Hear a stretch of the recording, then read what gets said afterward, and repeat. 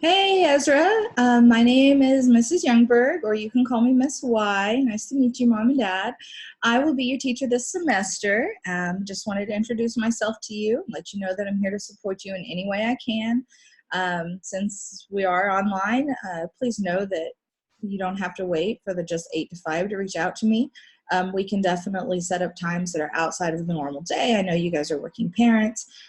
So just know that I'm here for Ezra in any way that I can support you guys. So don't hesitate to reach out no matter the time of the day. You may not hear from me until the very next morning. However, I'm here for you and I'm here to support you. So Ezra, it's nice to meet you. Are you ready to get started? So first today, Epic Hiring Committee, I'd like to just show you what I went through. We'll go through everything you've requested on this case study. First, I'll have the embedded video right here once you get this PowerPoint. But first, let's talk about the data analysis of Ezra. You did give me a kindergarten math, and as much fun as that was, it was definitely a challenge. However, what I did notice about the scores with that is Ezra did seem to be even in the lower scoring toward the end of the kindergarten RIT band. So Ezra, in some cases, would be ready to start working on first grade standards. And in those other topics, not number sense or algebraic equations, I would actually start working on first grade standards with Ezra. As far as number sense, honestly, algebraic equations was the lowest.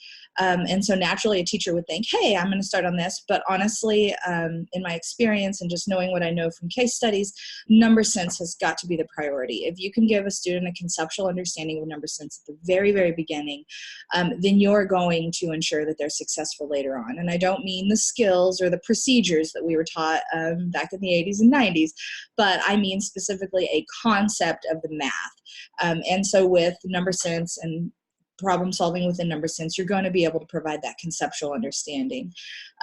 Moving forward, this will help Ezra out tremendously. But in the other topics, again, like I said, I would start working on some first grade standards for Ezra. On the second part, on my lesson plan, first of all, I'm very hands-on, especially since this would be indicated as a face-to-face instruction.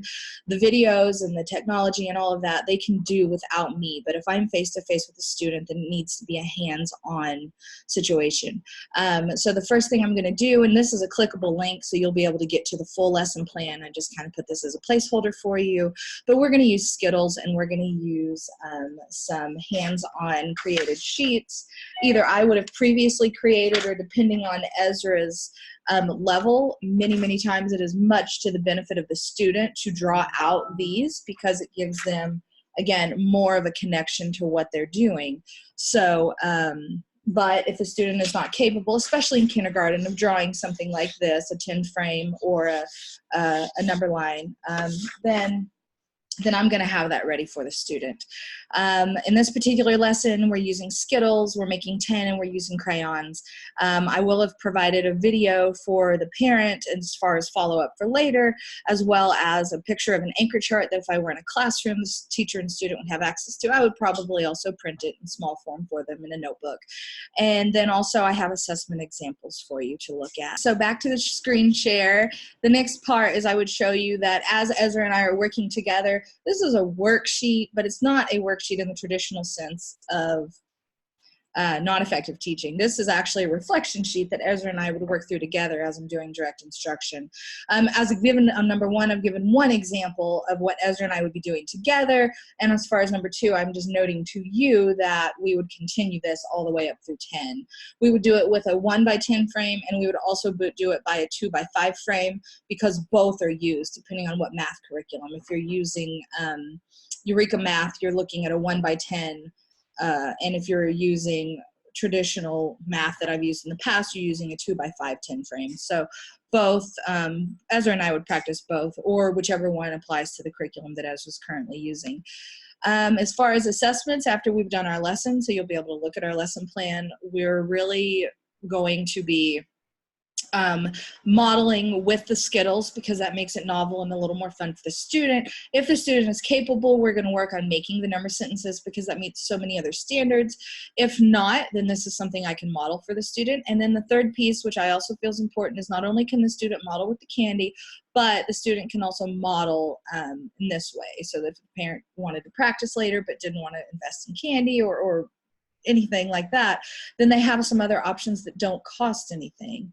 That's as far as the direct instruction. Ezra and I are going to do this together.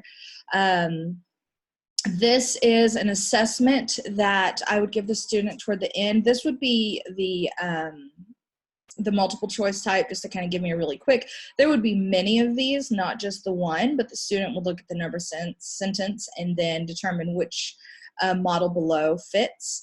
And then additionally, same thing here, another assessment. I would say, show me 3 + 6 = 9, and I would have them do it again, either in 2 ways, or depending on the curriculum, the student is using just one of the ways. And there would be multiple attempts at this as well.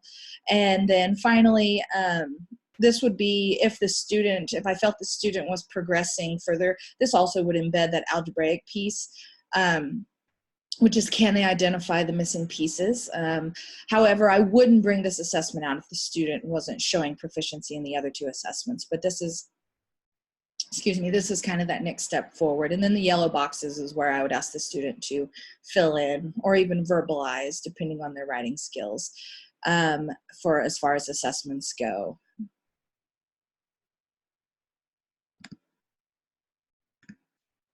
As far as the lesson continuing, number 1, before the assessment, we would have a form of closure, being that we were using Skittles. The particular case, in this case, 1, we would eat the Skittles, but more importantly, we would eat the Skittles taking one away at a time, which also kind of moves forward into that algebraic reasoning.